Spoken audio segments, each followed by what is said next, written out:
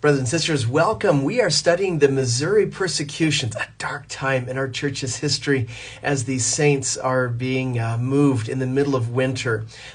Some of it was their own doing. They were a little bit zealous about building Zion. They did a few things wrong, and the Lord chastened them. Unfortunately, the Missourians, they did some wrongs as well, lots of wrongs. And they were not very excited about having these prudes called Latter-day Saints joining with them. And consequently, they were very antagonistic against us. And Evelyn has joined with us. She is full of adventure. She got married in May, and she has found a couple of principles in Section 98 to teach us today. She's in Utah County, down there in Orem. We call it Orem and Thummim. And we're excited to let her teach. So let's jump in. Section 98 is where we're at if you're just joining with us. Evelyn, take it away. Hey, so I was super impressed by the first verse in Section 98. And you're thinking, like, okay, so the saints getting persecuted, Joseph is hearing about this, gets his revelation from the Lord about it. And the first thing the Lord does is he refers to them as friends. I love that. And the second thing he says is fear not. And I just think that's really amazing. And then he goes on, he says, let your hearts be comforted, yea, rejoice more, and in everything give thanks.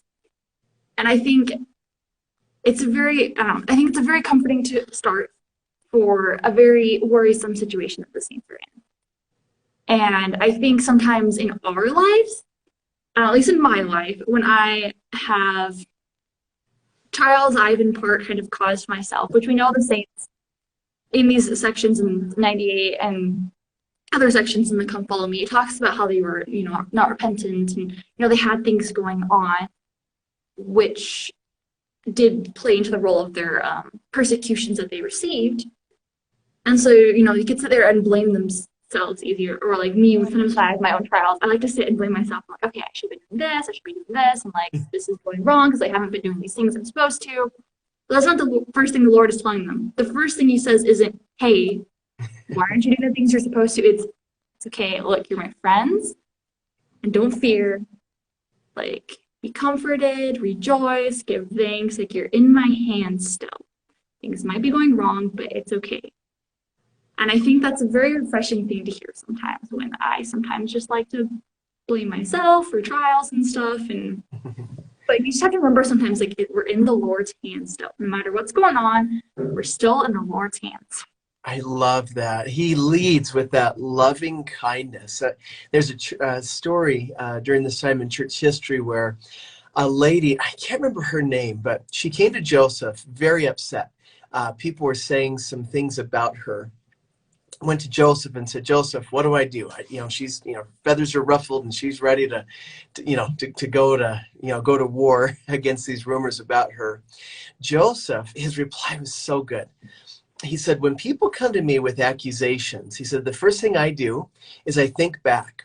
Was there a moment where maybe I did something or I missaid something that might have led that individual to think those things about me? And he said to this lady, you know what, search back in your memory. Is there anything you did or maybe said or missaid that could have caused them to jump to that conclusion?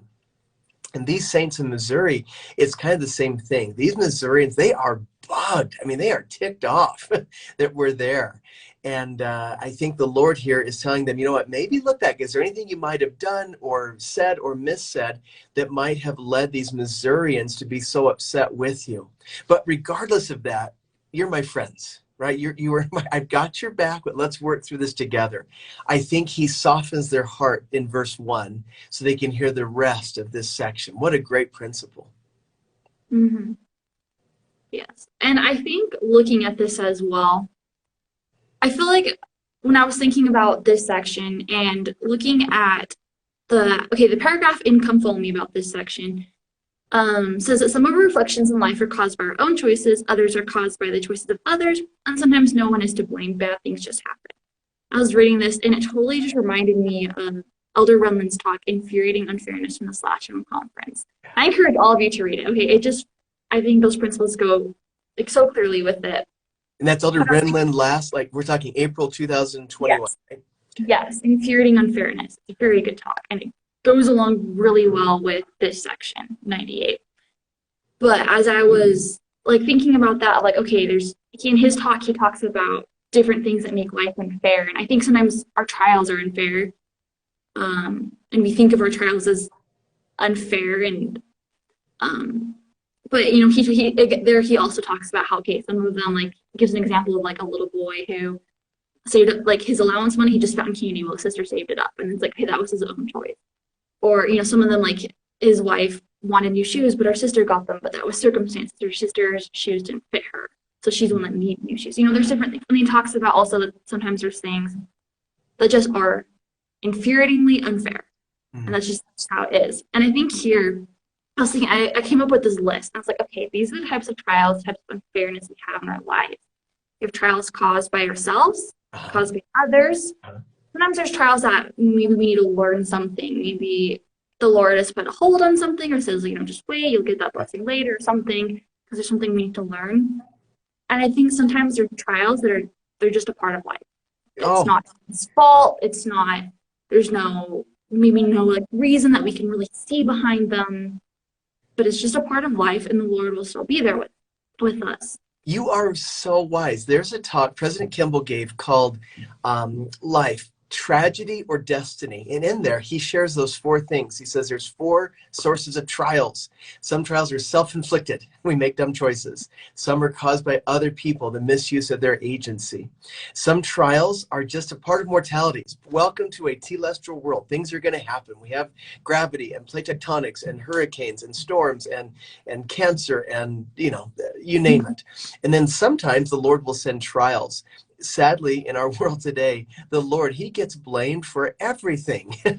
And I feel bad for him sometimes. You know, he does allow things to happen, part of life, but he's not there, you know, okay, I'm in a bad mood. All right, Hurricane Ida. Oh, let's have that. That'll teach you. He's just not, that's not his jam. That's not what he is there to do. I love what you're teaching here. And I think here in section 98 with the saints, and this particular situation they're in, I think it's a mixture of those trials. Yeah. I think there are some things that maybe they were to blame, but no matter what you've done wrong, that is no excuse for someone to try to like chase you out and to try to hurt you and kill you and hurt your loved ones, go after your profit, you know? Like, we should be able to have religious tolerance no matter what other people's beliefs are. We should be able to learn how to coexist with people no matter how different they are. Yeah. And so even if they were doing things wrong, that wasn't grounds to be persecuted. Absolutely. Good point. Because it was ugly. It's the middle, and you look at the section, it's winter, and that river is frozen, and they got to go over to Clay County. And I read this morning, over 200 homes were burned. Can you imagine watching your house burn down? I just, heart-wrenching. I can't imagine watching, they've just built this new house. I mean, they've just moved in, and to watch everything go up in smoke and flames. Heart-wrenching. And it was purposely burned down as well. Right. It was a hate crime there. Yeah, literally was. And yeah, the winter as well, like that's just a part of life. Winter is just a part of life. But they had all these things that were all just combining together. Their own fault, others, just part of life. The Lord allowing it to happen so they can learn to repent. You know, I think it was a combination of all of that. Mm-hmm. But it was still okay. The Lord had a plan despite all those trials. You know, Eventually they're going to keep going, and eventually they'd make it to Utah. And there'd still be trials there, but they'd also be able to really, you know, build up a strong community and be safe, you know. And sometimes in our lives, I might feel like, okay, there's different types of trials, and maybe I'm in the midst of something where I feel like it's all of the above. I feel like I've done things wrong. I feel like other people are doing things wrong to me. And it's just all of the above. But it's still okay. And I still should not fear. I still should know that, hey, the Lord is my friend. He's got my back. Even if my culmination of trials in this moment it's all of them. So good. Okay. That eternal perspective. We're lucky. We can look back at section 98 and think, oh, it's going to work out. You're going to go to Nauvoo. You're going to go to Utah. We're going to set up the church, and it's all going to work out. But these saints back in 1833, they're in the middle of it, and they don't know the end, you know, from what they're in right now. And our lives, just like you taught, same way. We might be in 1833 with trials, But Zion is coming. Salt Lake City is coming. We just got to stay true and faithful. And in the end, all things will be made right. Yes, definitely. So good. I think one thing too, as we are learning to cope with our trials, that we could then turn around and help others, you know. And the saints, they had a period of time where once they did finally get to Salt Lake, where they weren't, didn't have all these other neighbors with different religious views as much. I mean, there were interactions with, people going through to like California and things like that, but not like in the same. They had a period of like rest. But now, like here we are, we're still in Utah. A lot of us are. Some people aren't that are, watching now, but still, that's where the church headquarters are, is in Salt Lake still. And that's where, a huge chunk of the church is. But we also have the influence of many other wonderful neighbors now. And we still might not, agree with them now because we have different beliefs, we have things, and we can sometimes cause trials and contentions to each other. But that is not the Zion-like way. And we've had this time where we've been able to be, removed from some of those situations that our early ancestors in the church had to face. And we had time to kind of, build up our Zion. And now that we've built up and we've kind of overcome some of the very hard trials that they've had in the past, we can then turn around and help others that are going through similar trials right now. And we can also try not to cause those same trials in others. You need to learn from the mistakes that we personally have had in the past, or like our family, right, ancestors, our heritage have had in the past. And we can turn around and help others now. Ah, it's so good. That empathy that comes as we go through hard things. It's a blessing. It's hard to go through stuff, but what a blessing we can be to others who are then going through hard things as well. Oh man, I don't know. Every time we do this class, I'm always blown away at how fast the time goes by. Not so long. Oh man, I know. Oh, well, yeah. Anyway, we are pushing up against the end of our time, but let's wrap things up. Give us a final takeaway, maybe even an invitation, Evelyn. What would you say in summary to send us off with a positive message? I would just say to remember that you're in the Lord's hands. I think that is the biggest thing. And the last thing that we discussed with the empathy, the Lord understands that perfectly. He has already felt our burdens. So we can now carry them with us because he's already felt them. He has that perfect empathy. He's our friend. He's our advocate. He has atoned for us. We're in his hands. So just remember that and hold on to that no matter what trial you're in, no matter how hard things are that you're facing, no matter, even if it's all the trials against you, just hold on to the Lord's hand. He's got you. You're in his hands. And just hold on to him. And if you want like anything else, like an action invite or anything, I would encourage you all to read Infuriating Unfairness from Lord Brentland.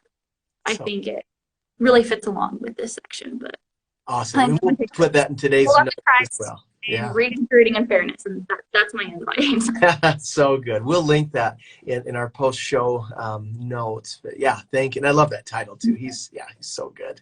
Yeah, it is. Yeah. Evelyn, thank you. You're a blessing. Thank you. Class, as you jump into sections 98 to 101, keep this message in mind.